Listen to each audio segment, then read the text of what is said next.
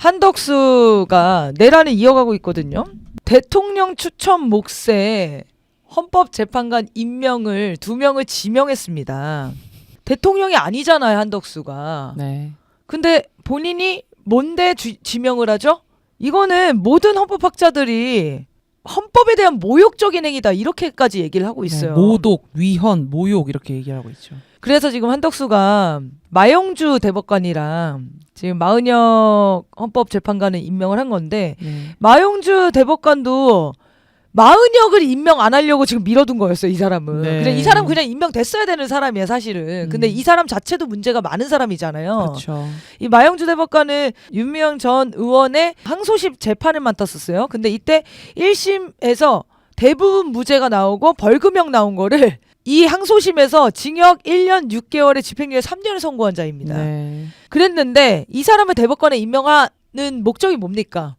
이재명 날리려고 하는 거잖아요. 네, 그 한창 좀 핫했던 국힘당이 이제 이재명 대표 2심에서 무죄 받으니까 파기자판 얘기했었잖아요. 네. 근데 이 파기자판이 상급시 재판부가 하급심 판단에 잘못이 있다고 보고 원심을 파기할 때 사건을 하급심으로 돌리지 않고 그냥 대법원에서 직접 판결하는 선고를 하는 행위인 건데 네. 마용주를 대법관으로 만들면서 그렇게 할 수도 있다, 사실은. 네. 네. 마영주를 대선 지금 전에. 임명시킨 이유는 이재명 재판에 노린 임명으로 보여지고요. 네. 그리고 헌재에 이완규 같은 사람을 넣는다는 거는 앞으로 위헌을 계속 이어가겠다는 얘기 아닙니까? 네, 거의. 네. 이완규 같은 내란범이 헌법재판관에 앉아서 모든 헌법 심판을 한다는 게 말이 됩니까? 자, 이런 의중도 다 어디서 나왔겠어요. 윤석열이 지금 구속 석방되고 나서 전체를 지금 진두지휘한다고 봐야 되는 거 아닐까요? 법사위가 대통령 권한대행이 대통령목 헌법재판관 지명 임명을 할 수 없는 헌법재판소법 개정안을 처리를 했다고 하는데 거부권 행사하면 사실은 끝인 거잖아요, 이게. 무슨 입법 독재 하는데 제가 정말 분통이 터지는 게 뭐냐면 진짜 입법 독재 좀 해보고 싶다. 통과를 시키면 뭐예요? 거부권으로 돌아오는데 진짜 총선 때 300석 받았어야 됩니다. 네. 다음 총선에서는 국힘당한테 진짜 한 석도 주지 맙시다, 진짜로. 그래서 민주당도 최선을 다해서 방어를 하긴 할 건데 난 진짜 무슨 전쟁하나 싶어요, 지금 정치에서. 국민들의 몫이 정말 중요한 것 같아요. 네. 국민들이 여기서 흔들림 없이 내란 청산으로 압도적인 여론을 만들어야 됩니다. 그러지 않으면은 민주당 또 버벅됩니다. 보십시오. 한덕수 최상목 탄핵하라고 한 지가 언제예요? 그거 아직도 못하고 있잖아, 지금. 근데 한덕수가 이렇게 계속 위헌 내란을 지속하고 있기 때문에 민주당에서 그런 얘기를 했어요. 지금 한덕수 최상목과 국힘당이 줄탄핵을 유도하고 있다. 그렇게 만들고 있잖아요, 사실은. 위헌을 계속하고 있는데 탄핵을 안 할 수가 없는데. 네. 그래서 저들이 지금 국민들을 자극해서 나라를 지금 비정상 상태로 만들려고 하는 게 아닌가. 네. 그런데 국힘당의 대선 슬로건은 국가 정상화. 어이가 없습니다, 진짜. 이번 대선의 시대 정신은 국가 정상화라고 합니다. 네, 자기들이 망쳐먹은 국가를 갑자기 정상화 특히 시대 정신이 되면은 야, 이거는 어떻게 진짜 바라봐야 되나? 자기들이 파괴해 놓은 곳에서 새로운 거를 건설해야 된다라고 주장하는 이 내란범들의 뻔뻔함을 우리가 이게 용서가 됩니까? 줄탄핵 이 여론은 정말 걱정하실 필요가 없는 게 국민들은요, 내란 청산이 민심이에요. 그러면 줄탄핵할 수밖에 없는 거 아닙니까? 내란 청산하려면 내란범들을 다 위헌 행위들을 다 법적인 처벌들을 물어야 될 거 아닙니까? 형사재판 끝날 때까지 기다릴 거예요? 그러면 6개월, 7개월, 8개월, 1년이 지나가는데 지금 할 수 있는 건 최선을 다해서 해야 됩니다. 백날 통과해봤자 거부권으로 돌아온 법을 지금 통과하느니 이 시기에 할 수 있는 공격적인 태세가 필요하다는 거죠. 네. 네, 그건 한덕수, 최상목 탄핵이 되겠죠. 이완규가 만약에 지금 이걸 막지 못해서 임명이 된다?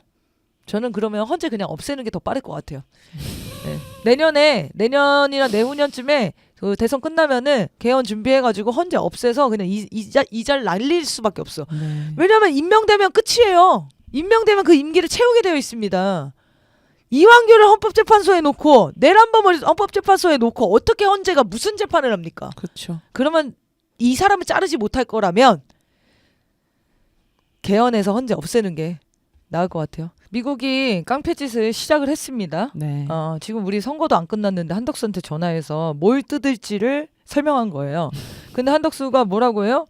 미국과 협상하고 싶다라는 뜻을 강하게 피력하면서 한국이 중국, 일본 등과 연대해서 미국 관세에 맞설 가능성을 묻는 기자 질문이 있었나 봐요. 근데 우리는 그런 길을 가지 않을 거다. 맞대응 연합은 아니라고 생각한다. 이렇게 네. 얘기를 했습니다. 미국한테 굽신했습니다. 네. 작년 10월에 2026년부터 적용하는 방위비 분담금을 이미 8.3% 인상한 1조 한 6천억 원 정도를 이미 내는 걸로 합의를 했거든요. 네. 근데 트럼프는 바이든이 졸려가지고 더 이상 못 뜯어냈다. 아마 내가 대통령이 안 돼서 문재인이 정말 좋아했을 거다라고 얘기하면서 방위비 분담금을 대폭 인상하겠다는 얘기를 한덕수랑 또 한 거예요, 사실은. 그런데 한덕수가 그거에 대해서 뭐라고 했는지 얘기를 안 하고 있습니다. 네. 어떤 반응을 했는지.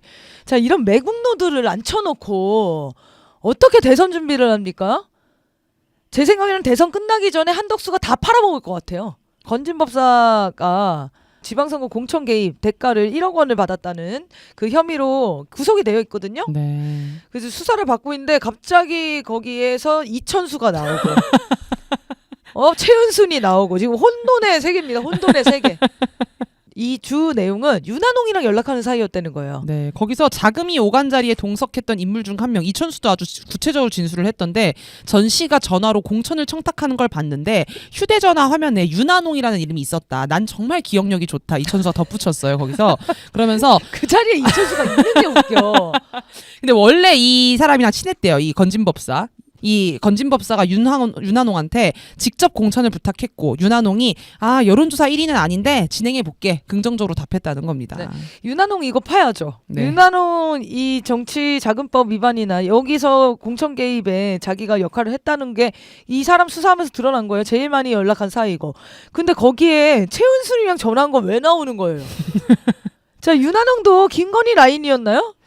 그러니까 이게 윤한홍이 돌아보면은 명태균한테 그 약간 대립각에 서 있던 사람이잖아요. 그래서 경상도가 약간 명태균과 건진법사 라인으로 해가지고 그 위에는 김건희가 있는 김건희가 거죠. 있고 김건희가 둘 다 사실 부려 먹은 거죠. 네. 근데 건진법사 라인은 윤한홍 라인이었던 것 같고 명태균은 또 다른 라인으로 이렇게 파고 있었던 것 같고 김영선이랑 같이 해서. 네네. 그래서 지금 경상도 지역의 국힘당 공천은 다 이런 식으로 움직이고 있다는 게 드러나는 겁니다. 네.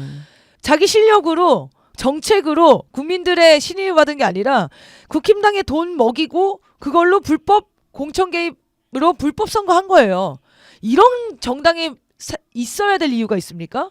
이게 무슨 민주주의 정당이에요? 건진법사 얘기하시면서 이제 최은순 얘기도 했었는데 김건희 리스크가 불거지거나 김건희 특검법이 통과되거나 김건희 공천 개입 뉴스가 나올 때마다 전화를 했는데 이게 뭐 1시간 33분, 1시간 48분, 49분 이렇게 통화를 해요. 네. 윤한홍이 뭐라고 했냐면 최근에 계엄 등 거치면서 건진법사 의견이 궁금해서 연락을 했다라고 하는데 건진법사가 뭔데? 이 집 인사들은 왜 이렇게 민간인한테 뭔가를 궁금해해? 우성원한테 전화해서 물어보고 점집 가서 물어보고 자기들끼리는 뭐가 판단이 안 돼요? 그러니까 그럴 거면 그 자리에 있지 말라고 내려오라고. 이렇게 실력도 없고 형편없는 자들이 그동안 집권 여당이 되어 있었다는 겁니다. 윤석열은 지금 일주일 넘게 이 자리에 있는 게 이거 자체가 무단점거 아닙니까? 무단점거고 왠지 증거인멸을 거기서 다 하고 나서 나올 것 같다는 생각이 드는 거죠. 그게 가장 위험한 거죠. 바로 그냥 지금 공수처랑 경찰이 강제 수사 들어가야 됩니다. 구속영장 청구하고. 그리고 관저에 사람들 불러다가 지금 파티하고 있다는 거 아니에요. 그게 고양이 뉴스에 보도가 됐다고 저 들었어요. 제가 진짜 그러니까 석방된 것도 열받아 죽겠는데 지금 이 모습을 일주일이 넘게 지켜보는 게 말이 안 되죠. 이러면은 우리가 잡으러 갑니다. 네, 또 가야 됩니다. 방패로 질풍가도 틀고. 한 번 더 공수처 막 들여보내. 파면 당한 공무원이 어떻게 국가 세금이 들어가는 경호처를 이용합니까? 그 경호를 받을 권한이 없잖아요. 입법 독재 해야 돼요. 뭐 하나 되는 게 없네 진짜. 법이 이렇게 허술해서야 되겠습니까? 윤석열 때문에 모든 법이 허술해요 지금. 그래서 개헌을 하지 말자는 게 아니라 지금 하지 말자는 얘기였다고요. 비상개헌. 네, 개헌령이 해제됐습니다. 자, 우원식이 국민들한테 개 혼난 다음에 이건 대선 후에 논의할게요 라고 하고 입장을 뺐어요. 네. 모르셨어요? 이미 벌써 프레임은 전환이 됐습니다. 뭐라고 나와요? 국힘당이 자기는 개헌 세력이라고, 한동훈은 이재명 대표한테 호원 세력이라고 이렇게 얘기를 하고, 심지어 이정현 아시죠? 여기 손에 좌우지 장지지지. 네. 좌우지 장지지지는 뭐라고 하냐면 나는 개헌 대통령이 되겠다. 출마 선언했어요. 근데 국민들은 그거에 노란하지 않았고 일거에 딱 네. 정리를 한 하루 겁니다. 이틀 만에 제압하셨죠. 너무 대단한 겁니다. 국힘당 진짜 뭐 자중질환 장난 아니었거든요. 지금 후보 18명 나오는 거 보십시오. 방법이 없어 살아날. 네. 그런데 이 개헌 프레임이 들어오면서 나는 개헌 찬성파다. 개헌 찬반 프레임으로 바뀌었잖아요. 근데 이게 우리 역사 속에 한 번 있었죠. 해방되고 신탁 통지와 관련돼서 찬탁이냐 반탁이냐.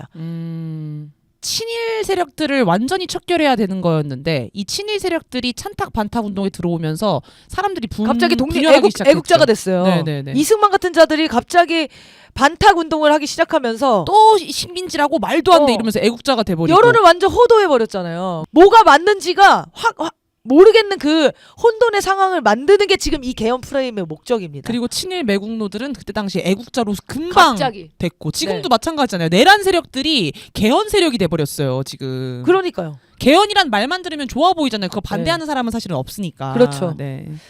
뭔가 진보적이고 개혁적인 세력으로 프레임을 전환시키려고 했으나 요게 이제 의도였을 것이다. 그런데 국민들이 정말 개헌 같은 소리 하지 마라. 지금은 내란 청산할 때다. 네. 국민들이 이만큼의 주권의식과 생각을 갖고 있다는 거를 우원식은 알아야 됩니다. 아직도 정치권에 국민들을 개돼지로 보는 자들이 있어요. 한동훈이 호원 세력이라고 얘기하고 이재명 대표를 좌우지 장지지가 나 개헌 대통령 되겠다고 하고 대선 토론 들어가면은 개헌 언제 할 거냐 이런 얘기 분명히 불붙거든요. 그러면서 이 형국을 대선 전국을 내란 세력 청산이 아닌 새로운 의제 프레임으로 전환하게 만들려고 할 거예요. 저는 그 시도는 포기 안 할 거라고 봅니다. 그래서 우리 국민들이 정신 바짝 차리고 지금 싸워야 돼요.